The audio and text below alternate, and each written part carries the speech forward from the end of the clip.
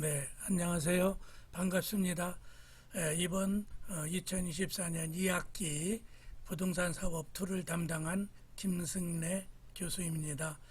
지난 학기에 부동산 사법 1을 대부분 수강한 학생들로 수강 신청이 되어서 강의 진행이나 이런 방법은 오프라인 강의에서와 같은 방식으로 진행하겠습니다.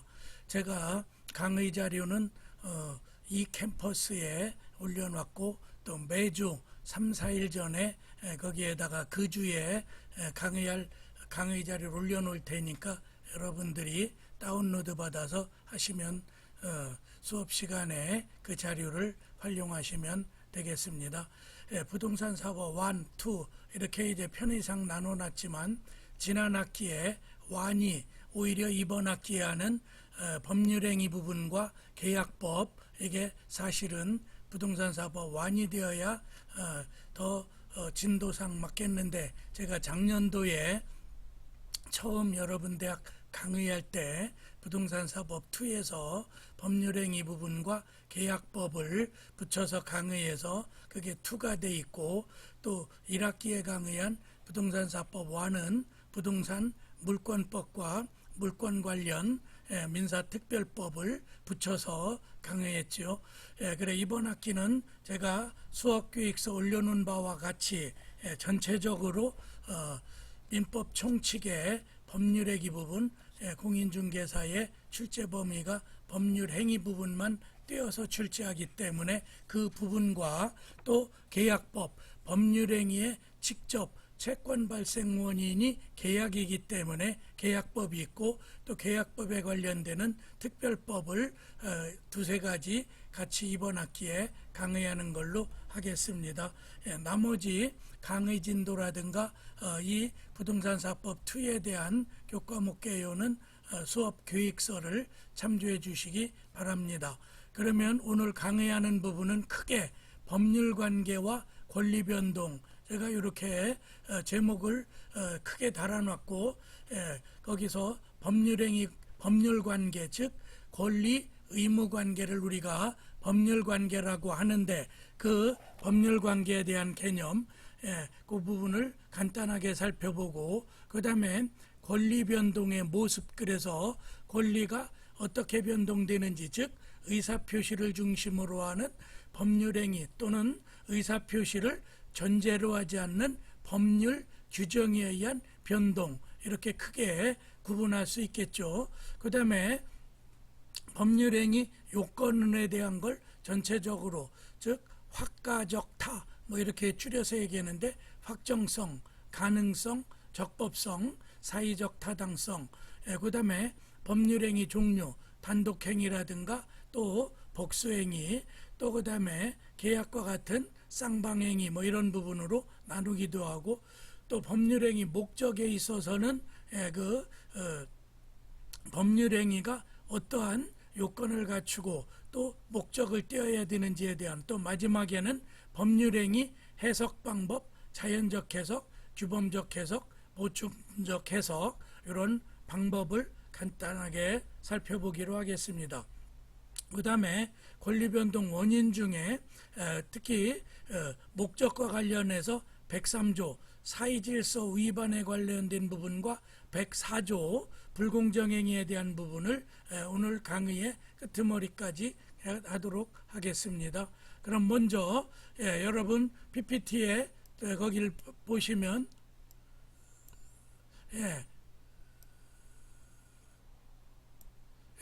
제1장 법률관계와 권리변동 이렇게 제목을 붙여놨고, 1절 법률관계, 사람의 사회생활관계, 즉 인간관계는 여러 가지 인간관계로 구성되고, 즉 권리 의무를 전제로 하지 않는 걸 넓게 다 인간관계라고 하죠. 사람과 사람끼리 살아가면서 맺게 되는 그런 관계, 거기에는 뭐 종교적 관계, 여러분이 어떠한 종교가 있다면은 종교 활동, 또 도덕 관계, 가족 관계, 우정 관계, 이걸 넓게 다 포함해서 인간 관계, 즉 사람과의 관계를 얘기하겠죠. 그중 특히 법에 의하여 규율되는 생활관계를 여기서 말하는 법률관계, 즉 법에 의해 규율된다는 건 법이 작동해서 권리와 의무, 권리라는 건 일정한 권리자에게 법률상 힘을 부여하는 걸 얘기하고, 의무라는 것은 그 권리에 대응하는, 즉 법적 구속적 관계를 의무라고 하죠. 그래서 법률관계를 한마디로 줄여 얘기하면 권리와 의무 관계를 법률관계라고 하죠. 그래, 인간관계 중에 강제성을 띠는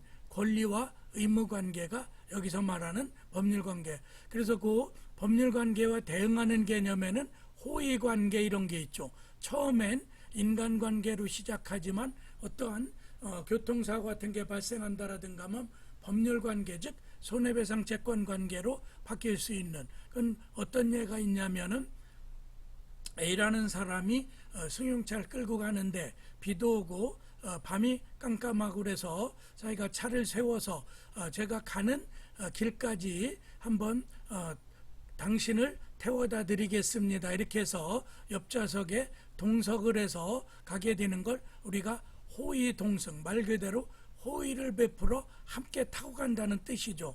그래, 호의관계는 원칙적인 법률관계가 아니기 때문에 권리 의무는 없죠. 여러분들이 택시를 탄다라든가 그럴 때는 채권법에서 말하는 도급계약에 유사해요. 내가 지금 탄 장소에서부터 내가 가고자 하는 목적지까지 택시 요금을 납부하고 그걸 데려다줄 의무가 발생하는 거죠. 택시 기사는.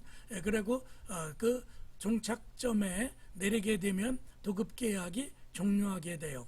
그런데 호의관계는 말 그대로 내가 무상으로 어떠한 법적 구속력이 없이 그냥 옆에 그 밤에 깜깜하고 비도 오고 그래서 같이 함께 내가 가는 길까지 모셔다 드리겠다, 이런 관계로 법률관계가 아닌, 즉 법적 의무가 발생하지 않는 그런 관계를 얘기해요. 그렇지만은 호의관계로 옆에 태우고 가다가 교통사고가 발생해서 옆에 있는 승객, 옆에 탄 호의동승자가 상해를 입었다면 상해를 입은 자는 그 호의를 베푼 운전자에게 일정한 손해배상, 불법행위에 따른 손해배상을 청구할 수 있는 이런 관계로 발전할 수 있는, 그래서 완전한 의무에 권리 의무가 없는 인간관계랑은 조금 판례가 구별하기도 하는 걸 호의관계 이렇게 얘기하죠.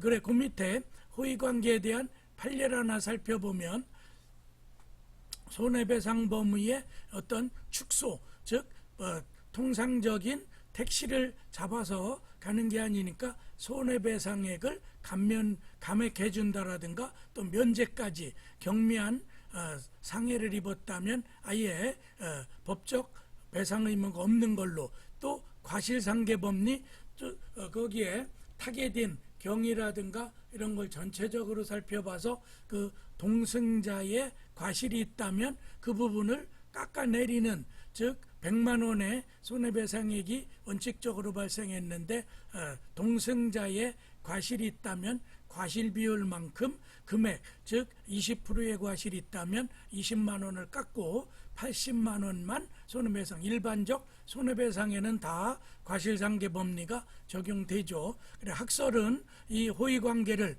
무상계약의 책임강경의 법리를 적용해서 되도록이면 일반적 법률관계와 달리 책임을 좀 가볍게 해주자, 이런 게 학설의 통설적 견해죠. 그래서 법률관계에 대응하는 관계로 판례가 인정하는 호의동승관계를 간단히 살펴봤어요.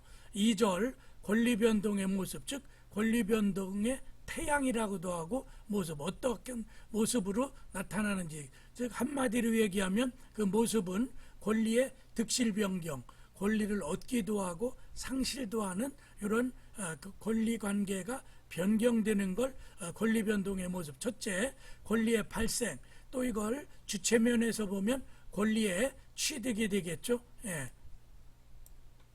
다음 페이지.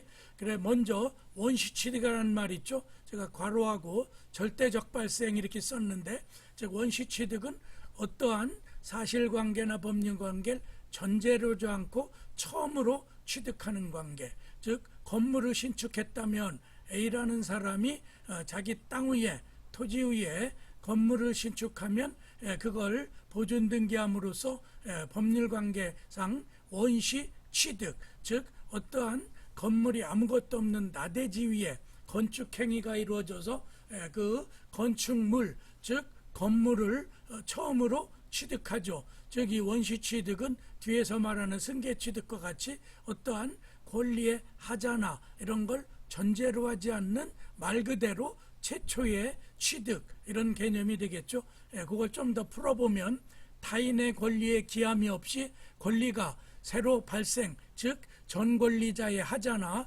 제한을 승계하지 않는다는 면에서 승계 취득과 구별되죠.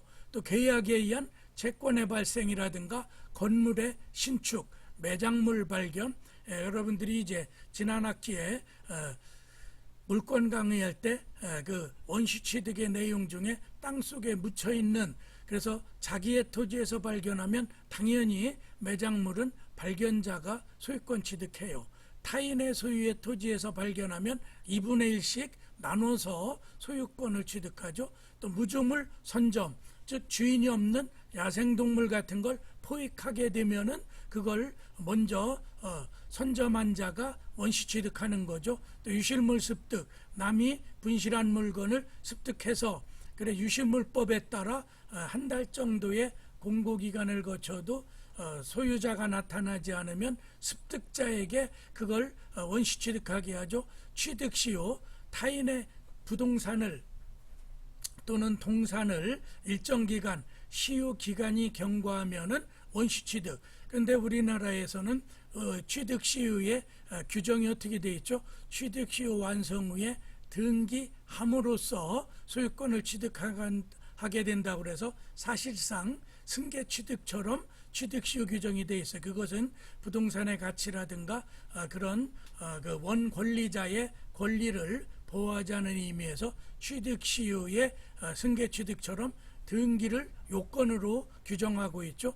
부동산일 때. 또 선의 취득, 즉 선의 무과실로 타인의 동산을 그걸 습득한 자가 원시 취득하는 거죠. 또 무체재산권, 요즘에는 지식재산권이라고 할 때 특허권자, 상표권자라든가 디자인권자, 이런 자들이 그걸 특허청에다가 그 심사를 거쳐서 그 특허료 또 상표권료, 디자인권료를 납부한 다음에 원시 취득하는 거죠. 또 첨부제도, 부합, 혼화가공, 지난 학기에다 물권법에 동산의 권리 취득, 기타 취득에서 또 신분권, 이거는 출생을 한다라든가 자식을 낳고 그러면은 그 자식과 부모 간의 친자 관계가 원시 취득 관계로 나타나겠죠. 그래서 이거는 타인의 권리나 또 하자를 전제로 하지 않는 말 그대로 처음에 권리 취득을 얘기한다. 또 절대적 발생이라는 말을 쓰고, 그거에 대응한 개념으로 괄호 2번에는 승계 취득, 이거는 상대적 발생이 되겠죠. 이미 존재하고 있던 타인의 권리를 전제로 해서 그걸 승계받거나, 그래서 승계 취득이 되고, 또 권리에 자체에 하자가 있거나 제한이 따른다면 그대로 하자나 승계가 이어받게 되는, 여러분들이 릴레이 뭐 이런 거랑 비슷하죠. 그래서 이거는 전 타인의 권리나 전제된 권리를 이어받는다는 의미에서 상대적 발생, 그래 원시 취득과 다르죠. 그래서 이 승계 취득에는 크게 이전적 승계가 있고 특정적, 이전이라는 건 대표적으로 갑이 갖고 있는 부동산을 을에게 매매하면 권리가 이전되는 거죠. 그래 이전 등기를 하게 되고 권리의 동일성이 유지되면서 그대로 승계돼 버리는 걸 이전적 승계. 그래서 소유권 양도, 매매 뭐 이런 게 이전적 승계의 예고. 특정 승계라고 그래서 이건 특정 부분만, 즉 매매가 전형적인 그런 거죠. A라는 건물을 갑과 을이 매매 계약을 체결해서 을에게 이전 등기를 해주게 되면은 그 A의 그 A 건물만 승계, 특정 승계 취득, 그래 매매 증여에서는 그 특정물 취득을 하는 거죠. 그런데 요거에 대응해선 포괄 승계, 상속 합병. 그래서 여러분들이 A라는 사람이 사망을 하면 그 B가 직계비속으로 자식이라든가 배우자라면 상속. 그래서 상속에는 권리 의무, 즉 피상속인 사망자의 권리와 의무까지 다 승계되기 때문에 채무도 승계되는 거죠. 그게 포괄이고, 또 회사의 인수합병 있죠.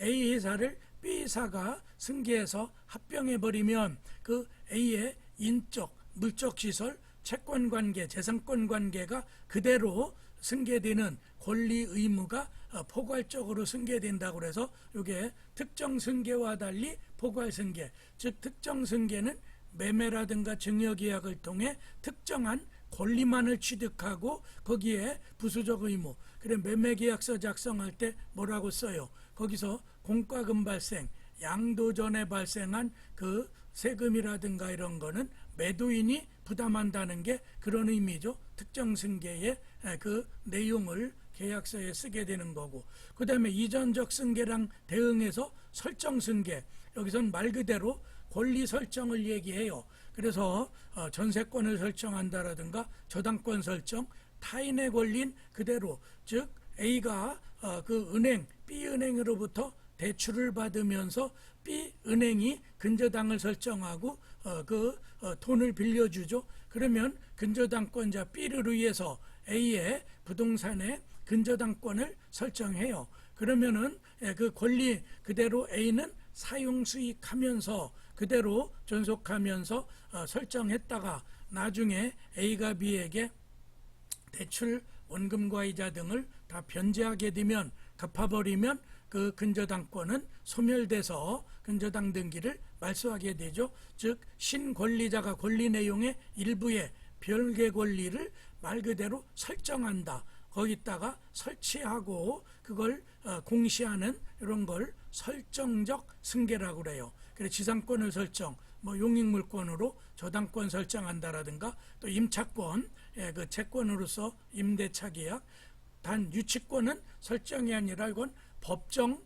담보물권이죠. 그래서 이건 설정 계약에 성립하는 게 아니라 일정한 점유를 통하여 거기에 피담보 채권이 존재한다면 자동으로 법정으로 되기 때문에 이건 설정 계약을 전제로 하지 않아서 설정적 승계란 말을 안 쓰죠. 그 유치권은 설정적 취득이 아니다. 이런 거고, 그 다음에 다음 페이지로 넘어가겠어요. 2절에서는 권리의 변경, 변경이란 건 발생, 변동에서는 발생, 변경, 소멸 중에 그 권리의 모습이 이렇게 바뀌게 되는 이걸 얘기하죠. 그래 거기에는 준해작 이렇게 얘기하는데 주체 변경이 하나 문제가 있고, 또 내용, 권리 내용의 변경 문제가 있고, 또 작용, 힘의 변경, 이렇게 세 개가 있죠. 말 그대로 권리 주체라는 건 권리의 주체, 즉 자연인으로서 갑, 을 뭐 이런 게 있고, 또 법인 이런 얘기를 하는 거죠. 권리의 행사자, 이게 주체예요. 발생 측면에서 본다면 권리의 이전적 승계나 소멸 측면에서 본다면 상대적 소멸을 주체 변경, 즉 갑이 갖고 있는 그 부동산을 을에게 매매해서 을이 소유권을 취득하게 되면 상대적 변경이 되면서, 즉 상대적 소멸, 갑은 소유권을 상실하고 을은 소유권을 취득하게 되는, 이게 주체, 소유권의 주체가 갑에서 을로 변경되는 걸 얘기하죠.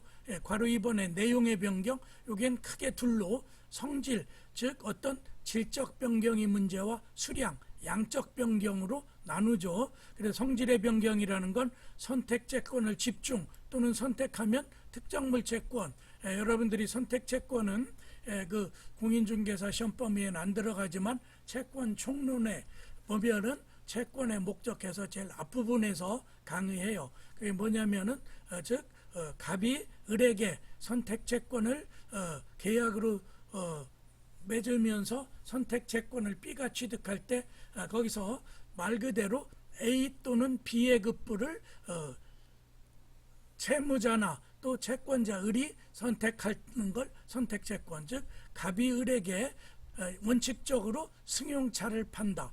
그런데 승용차가 원래 급부조 본래 원래 이제 이행할 채무 내용인데 그 승용차가 도난을 예비해서 승용차 또는 말 한 필 이렇게 얘기해요. 그건 무슨 뜻이냐면 거기에서 채권자의 선택에 쫓아서 승용차를 선택할 수도 있고 또 그 값어치만큼의 말 한 필 이렇게 둘 중에 하나. 그래서 그 선택권을 B가 행사해 버리면 승용차를 선택해 버리면 말의 채권은 소멸하게 되는 그걸 집중한다고 그래. 선택권 행사하는 걸, 즉 하나의 권리관계로 확정되는. 그래서 그럴 때는 그 선택한 그 승용차 채권에 그게 특정물이 되는 거야. 바로 그래 물건인도 채무가 또 이행불능 도난을 당하면은 손해배상 채권으로 바뀌겠죠. 손해배상 채무로 변할 때 성질 전혀 다르죠. A가 B에게 승용차를 팔아서 승용차를 인도해야 되는데 누가 인도 전에 그 승용차를 훔쳐가 버렸어. 도난당하면은 더 이상 이행할 수가 없게 되죠. 그럼 이행불능이라고 그러고 그 승용차 인도에 따른 그 채권 금액이 손해배상 채무로 바뀌니까 승용차 인도 급부가 손해배상 금전배상인 손해배상으로 완전히 성질이 바뀌는 거죠. 또 물상대의, 대물변제 이런 거는 담보물에서 우선적 지위를 확보하기 위해서 가령 보험회사가 거기에 화재보험을 그 건물이 화재가 돼서 보험금을 지급하면은 건물은 없어져 버리죠. 그럼 근저당권을 설정했던 근저당권자는 더 이상 저당권에 대한 실행 대상, 저당권의 객체가 없어졌죠. 그럴 때 그게 바뀌어서 화재보험금으로 변경됐을 때 물건상 쫓아 올라간다. 그래서 그런 걸 물상대의, 대물변제라는 건 A급부, 즉 갑과 을이 A를 변제하기로 했는데 그게 이행불능에 빠진다라고 할 때 내가 그 값어치만큼 다른 물건으로 대체해서 변제할 때 대물변제, 성질이 완전히 바뀌는 거죠. 수량은 증가와 감소가 있겠죠. 양의 문제니까 제한물권에 설정하게 되면은 즉 소유권이 완전한 권리였다가 근저당 된 만큼 권리 행사가 제한되죠. 그럴 때 나중에 근저당권의 채권을 변제하면 원래 소유권이 원상태로 돌아가는 걸 소유권의 탄력성이라고 그러죠. 그래서 그때 권리가 증가될 수 있는 거죠. 또 감소는 거기에 일정한 제한물권의 설정, 물건의 일부 묘실로 그 객관적 가치가 줄어들 때, 즉 A가 B에게 건물을 매도했는데 태풍으로 건물 5개층 건물 중에 꼭대기 옥상 부분이 파손된다라든가 하면 그만큼 값어치가 떨어지겠죠. 일부 멸실로.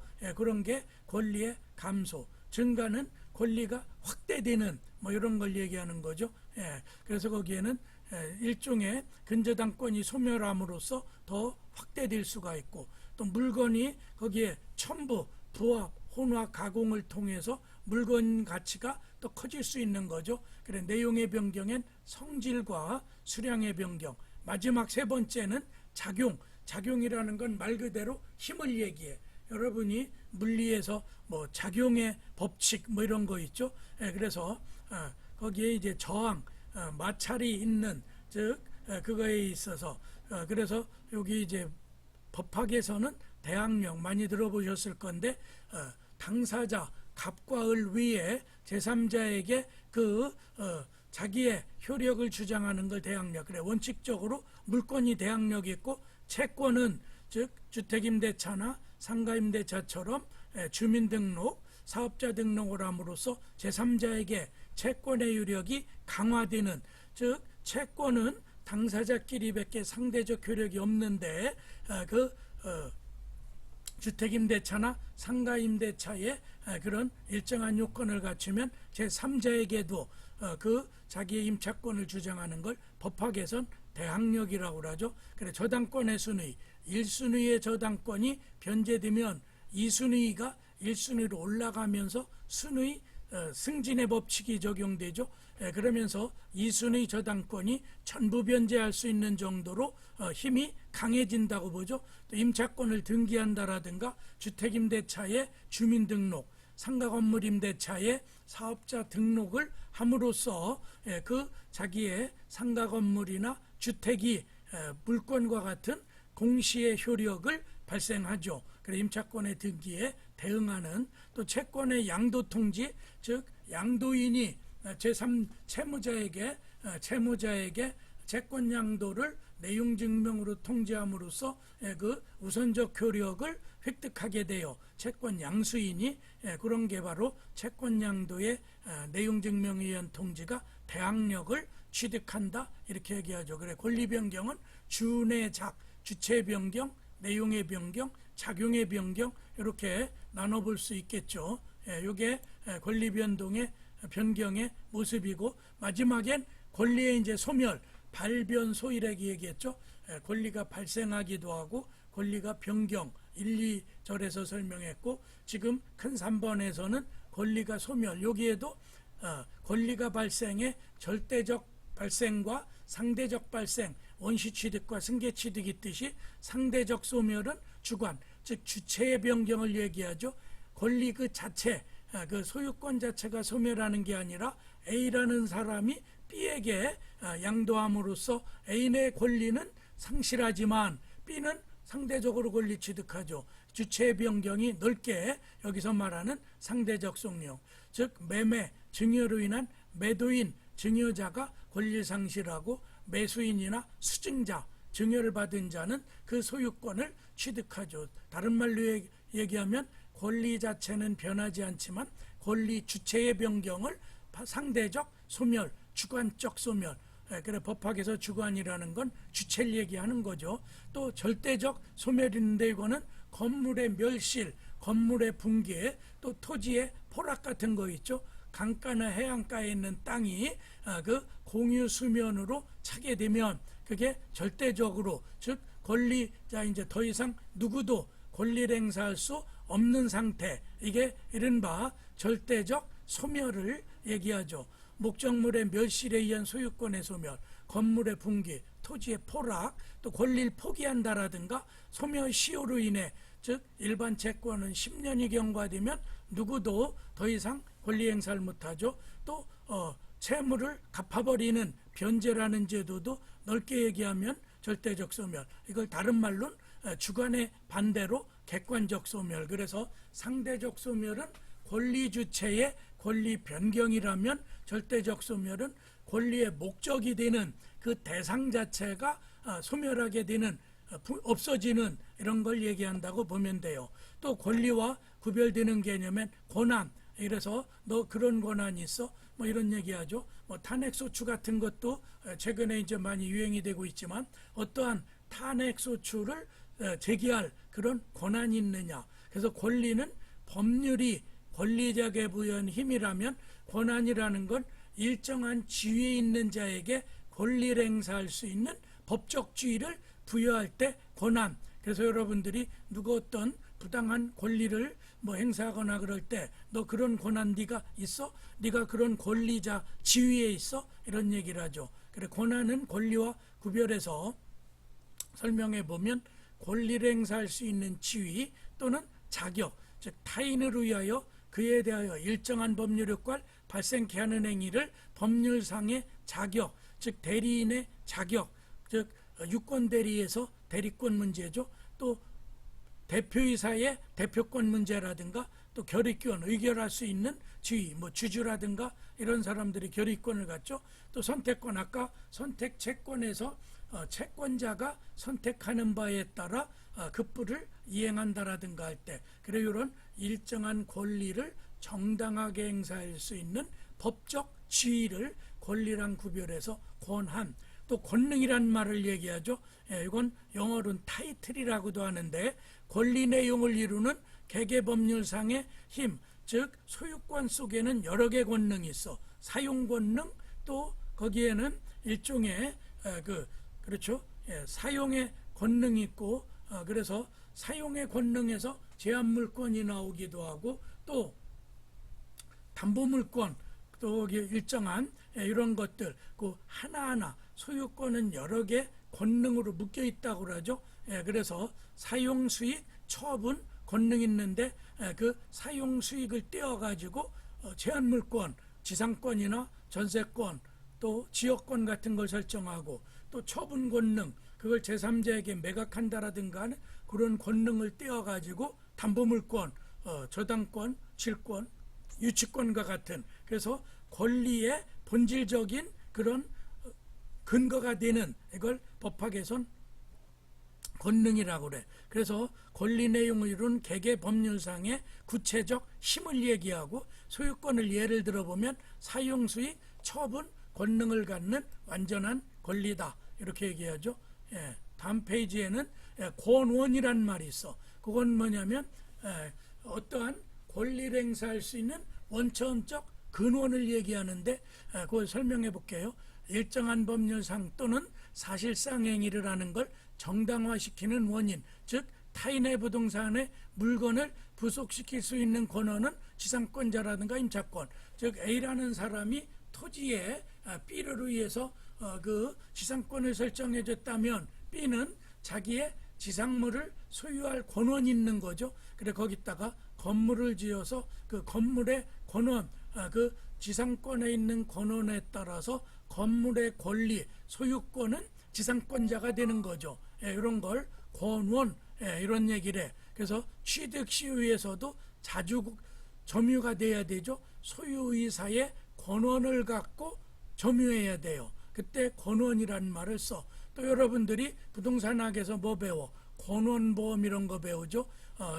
요즘에 뭐 신용 우리가 이제 이커머스 같은 데서 돈만 보내고 나면 먼저 선불을 지급하고 물건이 안 올 수도 있죠. 그럴 때 권한보험 같은 활용을 해서 그래서 미국 같은 데는 부동산 매매 같은 걸 할 때 권한보험을 가입해서 A가 B에게 10억짜리 빌딩 주택을 팔았다면은 10억어치의 값어치를 나는 날라갈 수도 있죠. 그럴 때 권한보험을 매도인과 매수인이 공동으로 들어서 그 만일에 매도인이 소유권 이전을 안 해주게 되면 보험회사에다가 권한보험을 실행해서 그걸 결국은 보험금을 취득하는 이게 권한보험. 요즘에 우리가 신용거래 또 이런 게 있고 또 에스크로 제도 같은 게 있죠.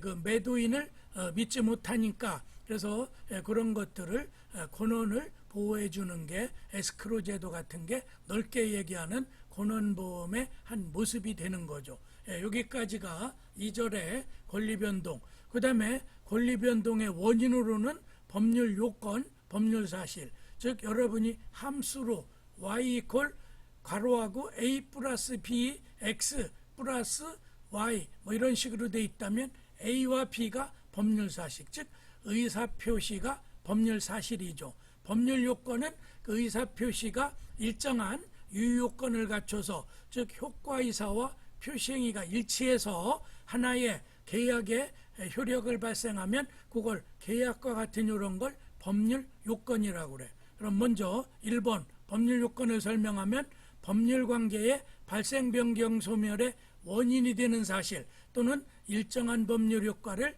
발생케 하는 그 사실, 즉 법률행위 또 법률행위에 준하는 법적, 즉 법률행위는 의사표시를 필수 요소, 의사표시가 없으면 법률행위가 아니죠. 즉 벤다이어그램 안에 핵이 의사표시야. 그리고 겉에 또 하나 원이 동심원이 싸고 있다면 그게 법률 요건으로서 법률행위, 의사표시가 완전히 유효건을 갖추면 법률행위로서 효력, 법률 요건이 효력을 발생하죠. 효과를 발생하죠. 준법률행위는 의사표시는 아니지만 즉 의사표시와 유사한 행위를 통해서 법률 효과를 발생할 때 우리는 준법률행위. 그래서 우리가 변제 같은 건 의사표시를 전제로 해서 빚을 갖고 아까 절대적 소멸에서도 얘기했었는데 변제행위 같은 게 여기서 말하는 준법률행위, 불법행위는 위법행위죠. 교통사고를 발생한 가해자의 행위, 즉 손해배상이 발생한다라든가 이럴 때 불법행위. 그래 우리 민법 채권강론에 보면 법률 규정에 의한 채권 발생의 대표적인 게 불법행위, 교통사고의 가해자 행위죠. 그래 피해자에게 불법행위에 따른 손해배상 채권이 발생하는 거죠. 부당이득은 법률상 원인 없이 일정한 이득을 취한 자는 그 손실자에게 이득을 돌려주는, 즉 어떠한 매매라든가 계약관계를 전제로 하지 않고 누가 이득을 취했다면 손실본자에게 그 이득을 돌려줘야 되는 부당이득, 반환채권, 또 사무관리, 이 세 가지가 사실은 법률 규정에 의한 채권 발생, 법률행위에 의한 채권 발생은 뭐예요? 계약이죠. 그리고 나머지 불법, 부당이득, 사무관리 요거는 법률 규정에 의한 채권. 그래서 채권 강론에 세 개 편이 되어 있는 거죠. 계약이 한 개고 또 하나가 불법행위, 또 하나가 부당이득, 사무관리, 네 개가 채권을 발생하는, 그중에 맨 앞에 계약만 법률행위에 의한 채권 발생이고 나머지 불법행위, 부당이득, 사무관리는 법률 규정에 의한 채권 발생이 되는 거죠. 그리고 법률 요건에 이어서 2번 법률 사실, 법률 요건을 구성하는 계계설. 아까 제가 함수 y는 괄호하고 a 플러스 b 괄호 닫고 플러스 c 뭐 이렇게 돼 있다면 a와 b와 같은 인자, 수학에서 말하는 인수 개념이야. 그 인수 개념이 법률 요건을 구성하는 특정 사실, 즉 의사표시가 법률 사실이고 계약의 하나의 법률 요건을 구성하고 법률행위는 법률 요건이 되는 거죠. 그래서 법률 요건을 설명하면 의사표시를 필수 요건으로 하는 법률 행위가, 또 그게 구체적으로 채권법에서는 계약행위로 나타나죠. 12가지 전형계약, 증여부터 마지막에 화해계약까지, 그 대표적인 게 이제 여러분들이 계약법에서 매매, 또 위임, 그 다음에 도급, 그 다음에 임대차, 또 교환, 요 정도만 공인중개사 시험에서는 시험 범위에 나오는데 그 자체가 계약행위, 그게 바로 법률행위예요. 청약과 승낙이라는 의사표시, 갑이 을에게 팔겠다, 그게 판다는 의사표시죠.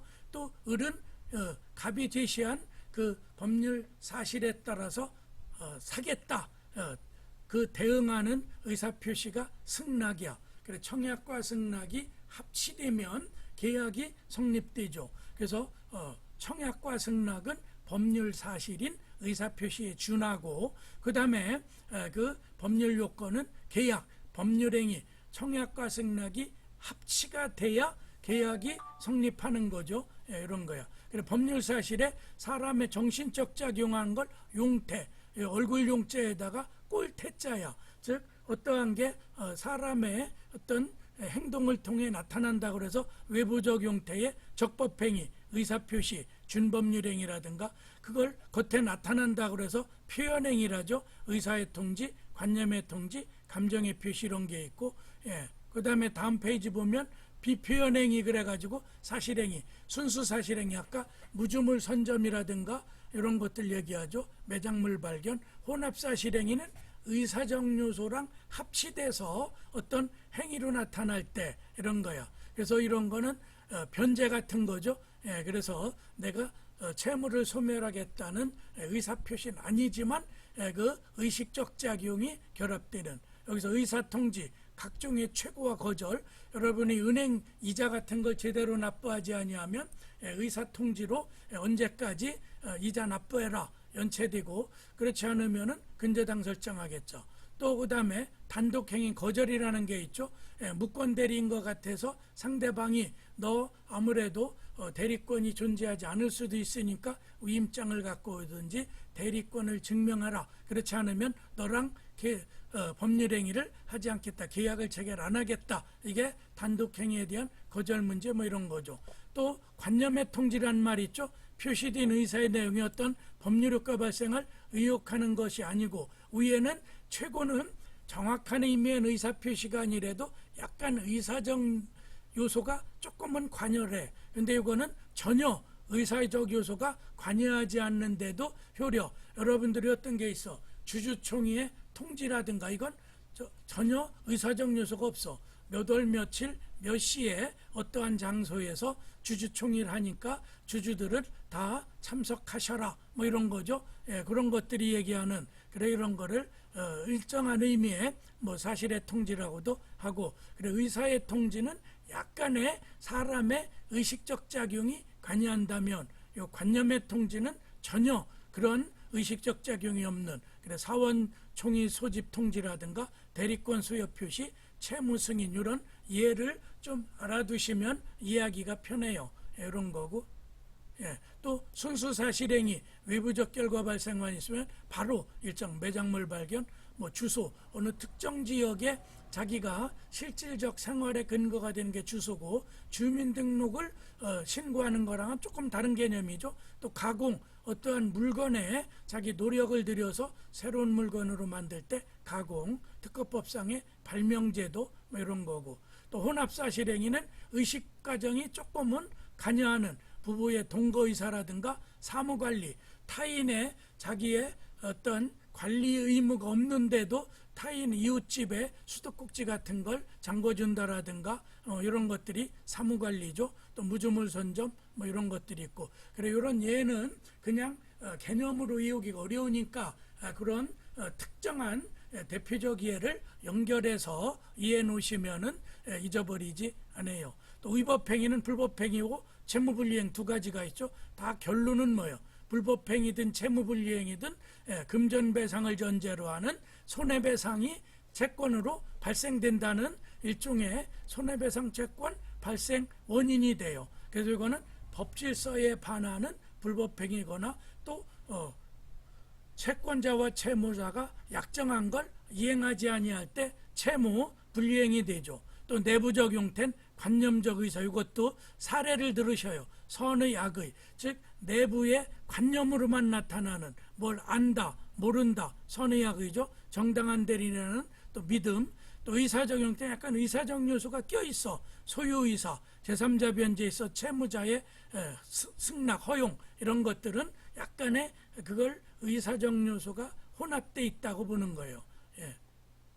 또 사람의 정신작용이 전혀 없는 걸 우린 사건이라고 그래. 뭐 사건이 터졌다 이런 것처럼, 그래 어떠한 자를 출생하고 사람이 죽고 이거는 의식적으로 하는 게 아니죠. 그 어린아이가 부모들의 어떤 부와 모 간의 어떤 그 혼인관계에 의해서 출생을 하게 되면 그 어린아이는 자기가 원해서 어머니 왜 나를 낳으셨나요? 뭐 이런 얘기도 하듯이 그 출생과 사망과 같이 그런 출생한 사실, 또 죽은 때 부고 같은 걸 통해서 사망을 알리죠. 이런 건 사람의 정신작용과 전혀 무관해서 아까 용태에 대응해서 이걸 사건, 액시던트라고 그래.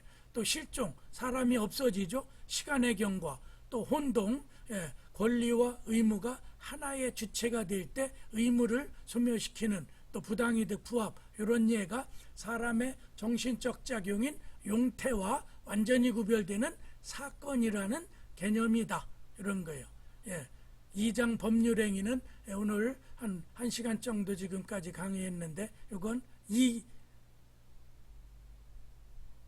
뭐냐면 두 번째 강의에서 요 2장 법률행위부터, 왜냐면 좀 분량이 많아요. 그래서 요 2장부터는 다음 주에 이어서 강의하고, 또 제가 강의 자료 올리는 두 번째 제 2강 강의 자료랑 연결해서 강의하도록 하겠습니다. 어쨌든 오늘 첫날이라 제가 급히 여러분들에게 이렇게 동영상을 통해 만나게 됐는데, 부득이하게 제가 금요일날 광주대를 내려갈 수 없는 다른 대학 강의와 겹쳐서 화요일로 강의 요일을 좀 변경 요청했는데, 그때 다른 교수님들도 금요일날 강의를 좀 꺼려하시는 것 같아요. 그래서 안 바꿔줘서 제가 이렇게 공캠을 통해서 그 동영상 강의, 어떻게 보면 더 리얼하고 여러분들이 알아듣기도 편할 수도 있어요. 그런 장점도 있으니까 앞으로 중간고사도